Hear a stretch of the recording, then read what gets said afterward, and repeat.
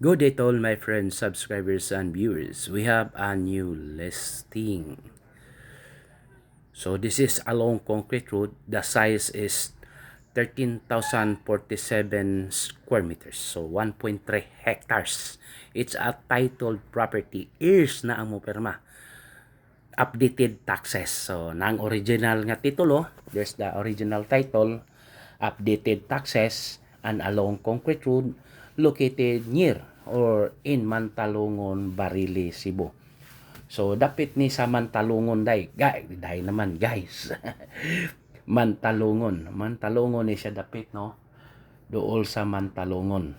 So dihara dapita wala ra sad kaabot dito sa bibo nga lugar. Dihara ni dapit sa may ibabaw no. Shortcut no paingon sa Aloginsan, shortcut road no. Naman na, there's a road going to Malbual and Karkar, and there is also a road going to Aloginsan, Cebu. Then it has mango trees. Nasa mango trees guys. Then there is also iba kanang paras tinua na no pro trees, mango trees. Then coconut trees. I think nasa mga more or less nasa mga 30 na siguro ni. 30 mango trees, mga 30 coconut trees. Ang mango trees murag 3 or 4 ba ni? Gamay ra. Upat butang less than 10 mango trees. Flat terrain, no? Nindot siya. Then the good thing, there is already a 2-story house. Actually, dilapidated na ang house guys, dili na gid siya livable raman kung imo ni limpyuhan, i-develop nimo tarungon, it's livable no, livable ra siya guys. So wagay problema guys, nindot na gyud kay ni nga property no. Then quiet place, very quiet place, flat terrain. So reason for selling, owner will go somewhere outside of the country no, mo abroad, mo larga. Then aside from that guys no, there is also a piggery. So naa siya piggery guys no, dagko nga baboy, grabe, super kadagko. Sus, mga naas mga more than 100 kilos yun nga baboy guys, grabe no. Ay nakita na itong mga sana siya badyang or kuan gabi. So nindot kaayo guys, grabe no. So iya rang gibutangan og all are with perimeter fence no. So nakita na to guys no. Gahigda ang baboy dako kay sa nga tanan. Lying.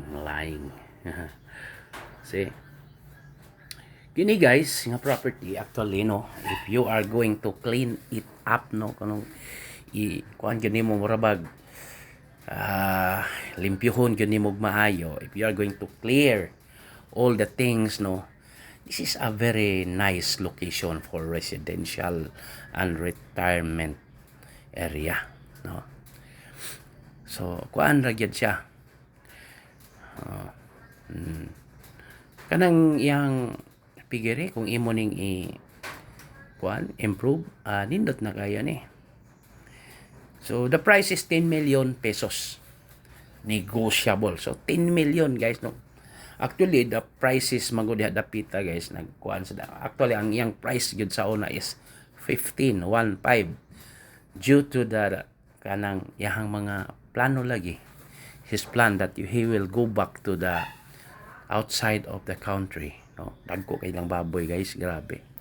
So that is why he reduces his price, because he's planning to go back outside of the country. Then that is the reason why he's going to reduce the price. So as for me, this is a very nice location no. There's also a goat. Kini nga goat guys is really a big or Anglo type, man tawag Anglo type. Na guys no. sobra pa na, lapas pa na ako. So that is the house, guys, no. And there is a deep well, no, big deep well, no, dako kayo nga deep well. So there's no problem with the water. So aside from that, he was already digging like a pool. Oh, iyan ang iplanohan butang ng swimming pool na himo turn into fish pond. But his plan on this pool is kanang his plan of this kanang excavation is a swimming pool sa bapod pang Olympic type naman pod. But anyway, you can convert this into a resort development po, no. So you need not to make any digging because there was already a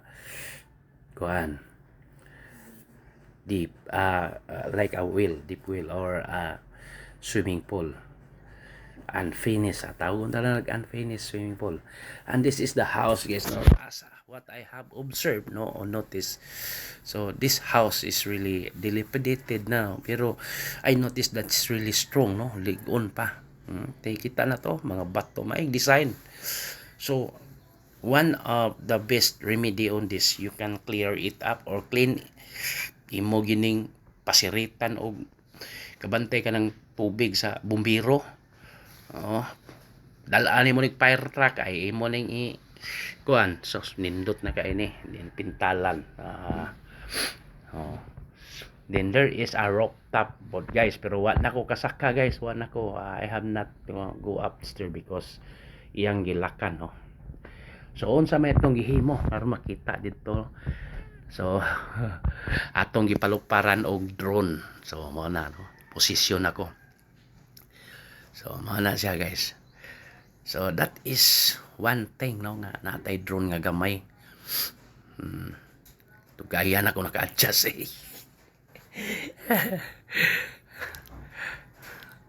So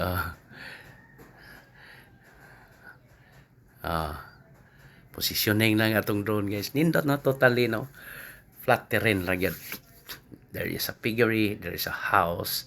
Imagine if you can develop, no, a house. Mahal na masad magpa panday ron, guys, like 700 naman ang panday or 750 depende, no. Mana ni siya, guys, nanatay drone, no, drone video. Atong gi tuyok-tuyok ang surroundings, no. So kita ng swimming pool, no.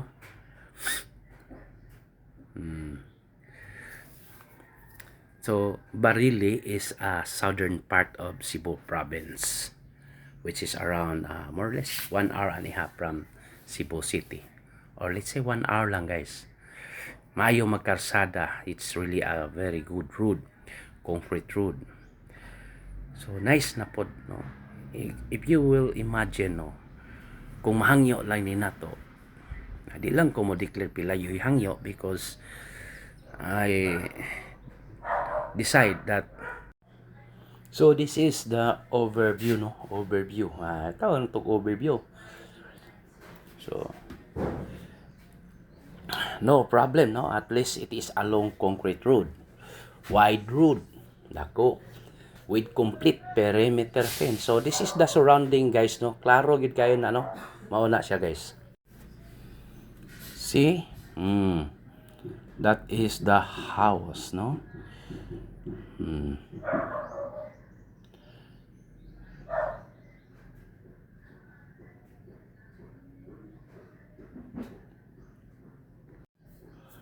So kita gyud nato atong surroundings.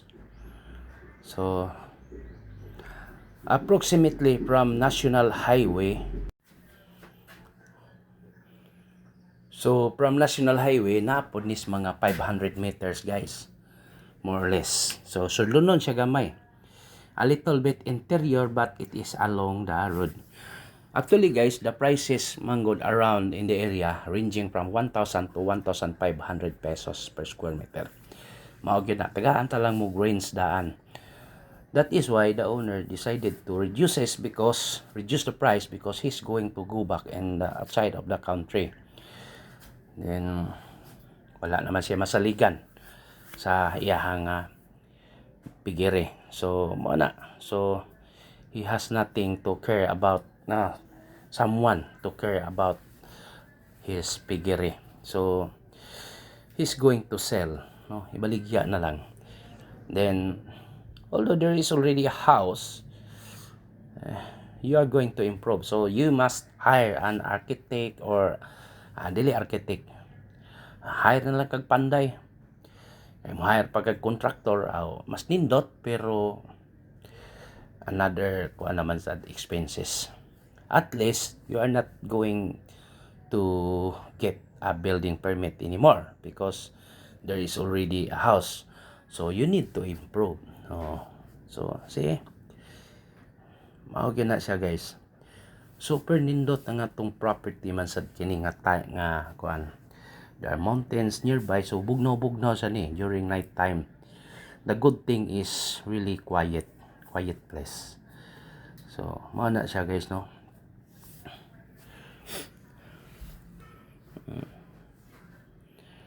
It's really nice. So that is the perimeter fence, no, kanang murag puti, no. So here comes the rooftop. So mana siya guys, pwede ka mag-disco dire. You are going to have or sing along. You put your kuan dire, video karaoke on the rooftop. So atong gipasak ka atong drone guys. Rio tra ba ni masangit dire. So see. So wala na ko moagi dito. Akong ipasulod, no.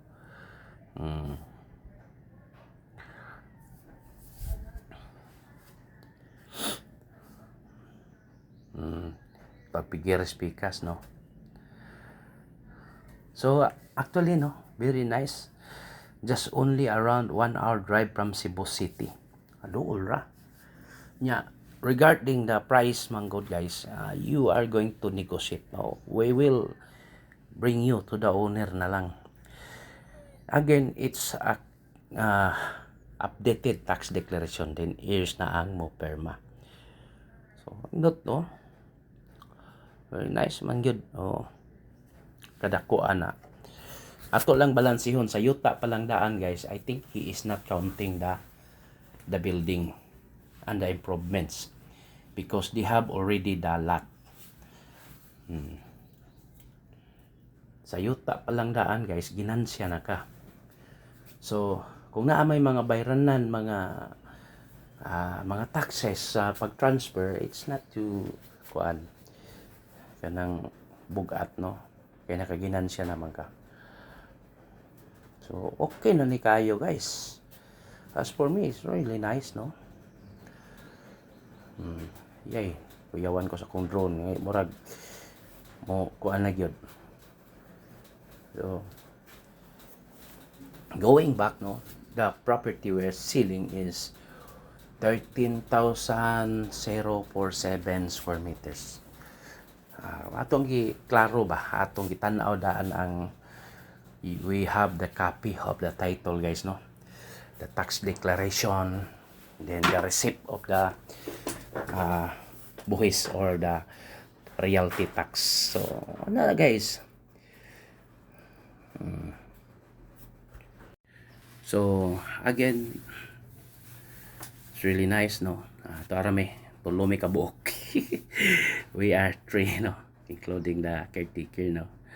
So mga guys, no, the property we're selling is the price is 10 million pesos, negotiable. It's negotiable kay actually nagdepende na ginaon final yun, no, kay ningon ra man gyud ang una nga sige 10 million pero kung naa na gyud siguro ta sa time, no, pwede ra gyud siguro na mahangyo. Maingon lang kung negotiable basta maingon lang kung 10 million para pasin pag yung ikaw rin nagbot-bot og negotiable. Pero siguro if you are really interested to buy the property guys, so na gyud na mo palit ganit ginamos na gyud pa ka pinuna. So mo na, no, manegosyate ra gyud na to kay you know. Pero I assure you that the property is really good, has a title, years lang mo perma. Pero okay naman na siya. Dili man na kuan kay masubay ra man ang papilis. Kira gyud. So if you are interested, just contact me. Contact lang me. Contact lang me. Just contact me and please subscribe our YouTube channel. So dunay nagluti-luti diha guys, which is according to my information, that is illegal gid guys, kanang mga subdivided lot nga luoy po ning uban mamalit sila ana pero wala pa gi assurance kung kano sa ma-transfer.